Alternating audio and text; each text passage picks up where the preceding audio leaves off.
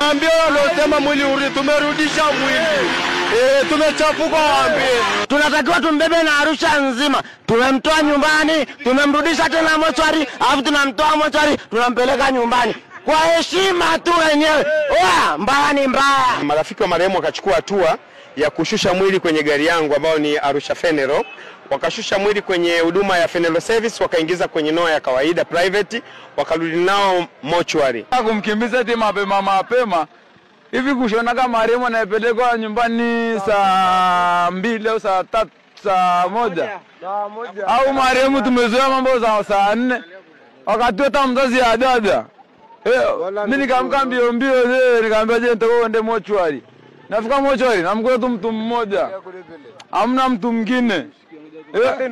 Hivi nakwaje kama nyinyi mnaangalia na kwaje hilo swala hapo hivi mnavyoona. Tunamrudisha, tuna machungu naye. Ni nyoka wetu. Hamna mtu wa kusema kitu wote. Yaani tuna machungu yani. Mwambie wanaosema mwili uri, tumerudisha mwili. Tumechafuka waambie. Mbele ya kamanda nyuma abishi, mbele ya afande piga saluti. Respect party family. Mwanetu tunaenda kumzika kwa heshima. Wametuletea mwili nyumbani. Mama mwenyewe hajajiandaa, anajiandaa hadi mochwari. Wenyewe wamekuja kumchukua na gari moja. Huyu munini akubebwa na gari moja. Tunatakiwa tumbebe na Arusha nzima. Tumemtoa nyumbani, tumemrudisha tena mochwari, alafu tunamtoa mochwari, tunampeleka nyumbani. Kwa heshima tu wenyewe. Mbaya ni mbaya. Mbaya ni mbaya. Mbaya ni mbaya. Sasa ni mtu wa watu. Umesikia bwana mkuu? Huyu mtu kitu hatomfanyia sio tu sababu gani? Ni mtu ambao anastahili kuzikwa na watu.